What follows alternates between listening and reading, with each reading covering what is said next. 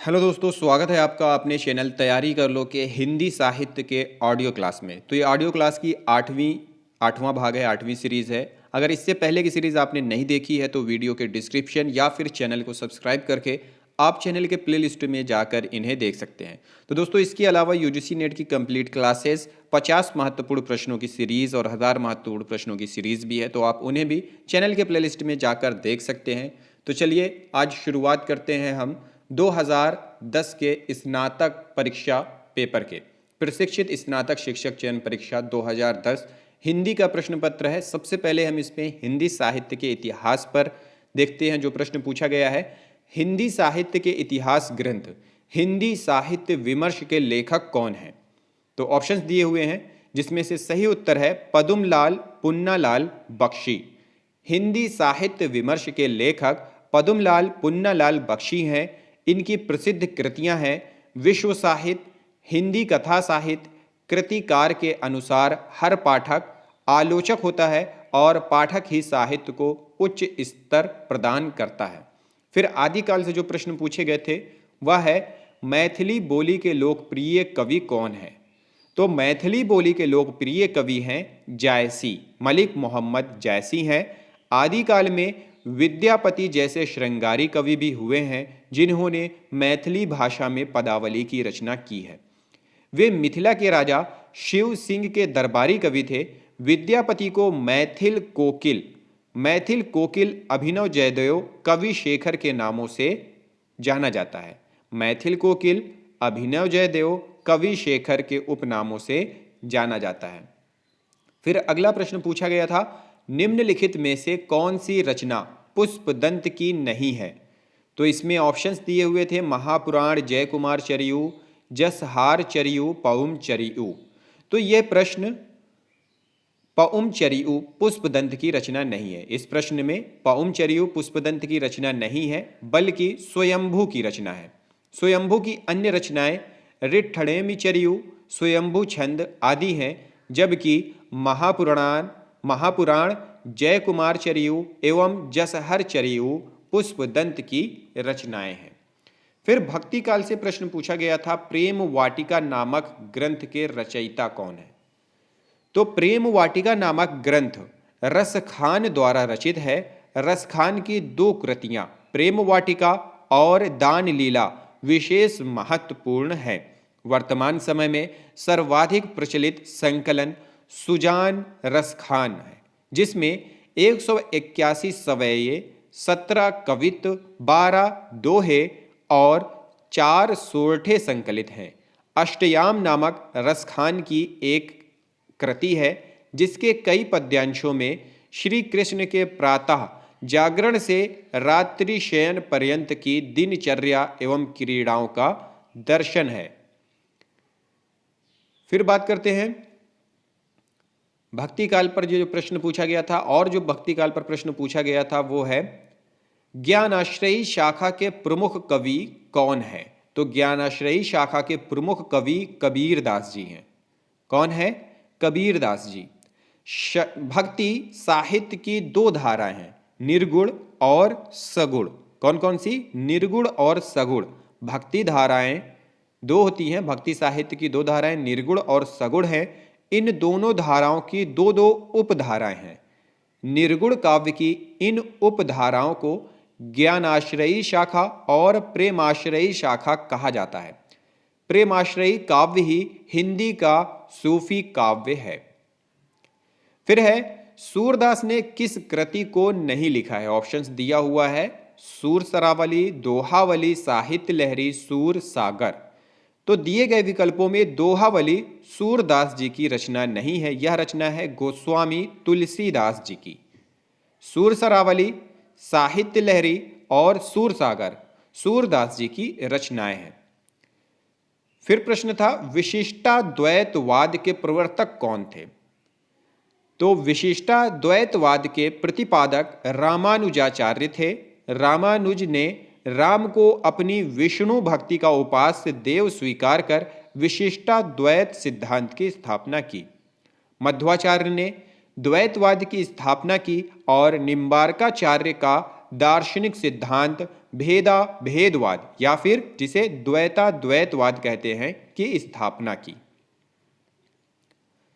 फिर प्रश्न था निम्नलिखित में से किसने पुष्टि मार्ग की स्थापना की है? तो वल्लभाचार्य ने पुष्टि मार्ग की स्थापना की है।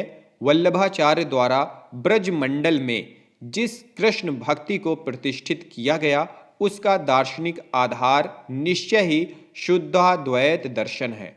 साधना और व्यवहार के क्षेत्र में उनके द्वारा जिस भक्ति को स्थान दिया गया उसका आधार पुष्टि मार्ग बनाया गया।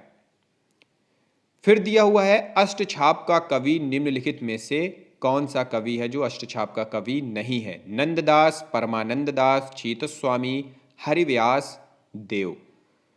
तो दिए गए विकल्पों में से अष्टछाप कवियों में 4 वल्लभाचार्य के शिष्य थे जिनका नाम है कुंभनदास, सूरदास, परमानंद दास और कृष्णदास। अन्य 4 कवि गोस्वामी विट्ठलनाथ के शिष्य थे। वे थे गोविंद स्वामी, चीतस्वामी, चतुर्भुज दास और नंददास। तो यहाँ पे ऑप्शन में जो है वह कौन सा है जो अष्टछाप के कवियों में नहीं है? तो वह है हरिव्यास देव। फिर अगला प्रश्न है भक्ति काल से ही प्रेम मार्गी कवि कौन सा है जो नहीं है? ऑप्शन दिया हुआ है सूरदास, मलिक मोहम्मद जैसी, मुल्ला दाऊद, मंझन। तो दिए गए विकल्पों में सूरदास प्रेम मार्गी कवि नहीं है। सूरदास सगुण भक्ति के कवि हैं। इनकी रचनाएं हैं सूरसागर, साहित्य लहरी एवं सूर सरावली। जबकि जैसी, मुल्ला दाऊद एवं मंझन प्रेम मार्गी कवि हैं। वल्लभाचार्य के शिष्य के बारे में प्रश्न पूछा गया था। 8 भक्त कवियों में 4 वल्लभाचार्य के शिष्य थे, कुंभनदास, सूरदास, परमानंद दास और कृष्णदास। अन्य जो 4 कवि थे अष्टछाप में वो विट्ठलनाथ के शिष्य थे। फिर प्रश्न पूछा गया था कि निम्नलिखित पुनर्जागरण से निम्नलिखित में से कौन सा नाटक जयशंकर प्रसाद द्वारा रचित है? ध्रुवस्वामिनी, कृष्णार्जुन बुद्ध, रुक्मिणी परिणय, प्रेम लोक। तो विकल्पों में ध्रुवस्वामिनी है जो जयशंकर प्रसाद द्वारा रचित नाटक है। यह जयशंकर प्रसाद द्वारा रचित अन्य नाटकों का विवरण इस प्रकार है: विशाख, अजात शत्रु, कामना, जनमेजय का नाग यज्ञ, स्कंदगुप्त, एक घूंट, चंद्रगुप्त। फिर भारतेंदु युग से पूछा गया प्रश्न था नाहुस नाटक के लेखक बाबू गिरधर दास का भारतेंदु हरिश्चंद्र से क्या संबंध था? तो बाबू गिरधर दास का भारतेंदु हरिश्चंद्र से पिता का संबंध था। बाबू गिरधर दास भारतेंदु के पिता थे। उन्होंने 1857 में नाहुस की रचना की थी। फिर द्विवेदी युग से जो प्रश्न पूछा गया था वह है आचार्य हजारी प्रसाद द्विवेदी के उपन्यासों को निम्नलिखित में से कौन सा समूह आचार्य हजारी प्रसाद द्विवेदी के उपन्यासों को दर्शाता है? तो इसमें है आचार्य हजारी प्रसाद द्विवेदी जी ने वाणभट्ट की आत्मकथा, चारु चंद्रलेखा, पुनर्नवा और अनाम दास का पोथा में इतिहास और कल्पना का सुंदर समन्वय किया है। इन उपन्यासों में ऐतिहासिक वातावरण की अभिनव अभिव्यक्ति हुई है। फिर जो अगला प्रश्न था वह था प्रिय प्रवास के रचयिता कौन है? खड़ी बोली में प्रथम महाकाव्य प्रिय प्रवास के रचयिता अयोध्या सिंह उपाध्याय हरिऔध हैं। आपके जो अन्य ग्रंथ हैं वह पद्म प्रसून, चुभते चौबते, चोखे चौबते, बोलचाल, रसकलश तथा वैदेही वनवास महत्वपूर्ण रचनाएं हैं। खड़ी बोली में लिखा गया महाकाव्य प्रिय प्रवास में राधा और कृष्ण को सामान्य नायक नायिका के स्तर से ऊपर उठाकर विश्व सेवी तथा विश्व प्रेमी के रूप में चित्रित किया गया है। फिर अगला प्रश्न था अशोक के फूल निबंध के रचनाकार का नाम बताना था। तो अशोक के फूल डॉक्टर हजारी प्रसाद द्विवेदी द्वारा रचित निबंध है। इसके अतिरिक्त विचार और वितर्क, कल्पलता, विचार प्रवाह, कुटज, साहित्य सहचर, आलोक पर्व आदि भी उनकी रचनाएं हैं।